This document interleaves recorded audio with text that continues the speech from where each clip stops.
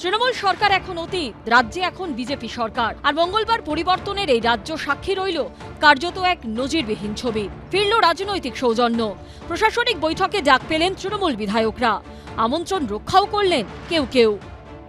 তৃণমূলের টিকিটে জিতে এবছরে প্রথম বিধানসভায় পা রেখেছেন দেগঙ্গার আনিসুর রহমান বিদেশ, পেয়েছেন 1 লক্ষেরও বেশি ভোট। First time MLA. আমি এর আগেও কোনোদিন তৃণমূলের রাজ্য সরকার থাকাকালীন কোনো মিটিং অ্যাটেন্ড করিনি। মানুষ জিতিয়েছে, রাজ্য সরকারের কাছ থেকে সেই কাজের আর্জি রাখবো, নিশ্চিতভাবে রাখবো, সেই জন্য এই মিটিংয়ে আসা। আর দলের কাছ থেকে দল কোনো বিরোধের জায়গায় নেই, দল তো আমাদের কোনো ইনস্ট্রাকশন দেয়নি।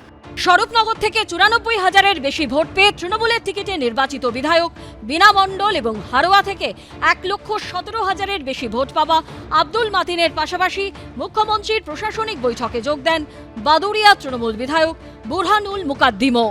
এলাকার কাজটা তো করতে হবে, তার জন্যই এসেছি, এলাকার উন্নয়নের স্বার্থেই এসেছি। এর ডাইরেকশন দিয়েছে, ডেভেলপমেন্ট কিভাবে হবে আমরা সব কথাবার্তা বলেছি। বিরোধী হিসেবে কজন ছিলেন আপনারা? যারা ডাকতে এসেছেন মোরাললেস এসেছে। এটা ডেভেলপমেন্টের ব্যাপারে এখানে দলের অনুমতি কি, তো রাজ্যের মুখ্যমন্ত্রী সবারই মুখ্যমন্ত্রী ডেকেছেন, ডেভেলপমেন্টের ব্যাপারে তো আমাদের কাজতেই হবে। অন্যান্য রাজ্যে নিয়মিত দেখা গেলেও পশ্চিমবঙ্গের রাজনীতিতে এই ছবি নজিরবিহীন। ভালো দিন আসছে, নতুন ধরনের রাজনীতি আমরা করতে চাইছি, পরিবর্তন এটাই, সেখানে কিছু আলাদা হওয়া উচিত। তারা তো কোনোদিন এটা বুঝলেন না যে সরকার সবার উন্নয়ন সবার জন্য হোক, সবাই বলার সুযোগ পাক। আমরা সেই সুযোগটা দিচ্ছি, আমরা সেই ধরনের রাজনীতি করি। প্রশাসনিক বৈঠকে উপস্থিত সব দলের জনপ্রতিনিধি। এই ছবি কি নিয়মিত দেখা যাবে? উজ্জ্বল মুখোপাধ্যায়, দীপক ঘোষ ও আশাবুল হোসেনের রিপোর্ট, এবিপি আনন্দ। পাল্টেছে সরকার, বদলেছে নাম, বেড়েছে অনুদানের টাকা। তৃণমূল আমলে যা ছিল লক্ষ্মীর ভান্ডার, এখন বিজেপি আমলে তাই হলো অন্নপূর্ণা যোজনা। মমতা বন্দ্যোপাধ্যায়ের সময় মহিলারা পেতেন মাসিক 1,500 থেকে 1,700 টাকা, বিজেপি সরকার দেবে মাসিক 3,000 টাকা। সরকারিভাবে অন্নপূর্ণা যোজনার বিজ্ঞপ্তি জারি করা হয়েছিল আগেই। এবার এই প্রকল্পের ফর্ম প্রকাশের দিনক্ষণ জানিয়ে দিল রাজ্য সরকার। মঙ্গলবার কল্যাণীতে প্রশাসনিক বৈঠক থেকে বেরিয়ে মুখ্যমন্ত্রী জানিয়ে দিলেন, বুধবার থেকেই রাজ্যে শুরু হবে অন্নপূর্ণা যোজনার সরকারি প্রক্রিয়া, শুরু হবে ফর্ম প্রকাশ।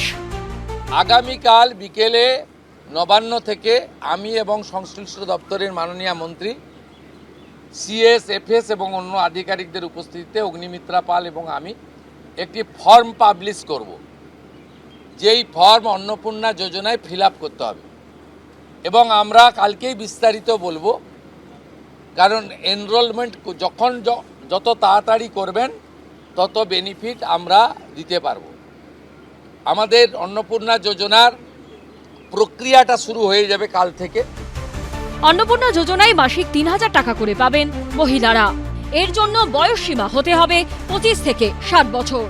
যতক্ষণ না 3,000 টাকা ট্রান্সফার হচ্ছে, স্বাস্থ্যসাথী যেমন কন্টিনিউ রাখা হয়েছে, আয়ুষ্মান ভারত কনভার্ট না হওয়া পর্যন্ত, এখানে আপনার লক্ষ্মী ভাণ্ডারকেও কন্টিনিউ করা হবে। ভারতীয়রাই কেবলমাত্র এই সুযোগ পাবেন, অভারতীয়রা এই সুযোগ পাবেন না।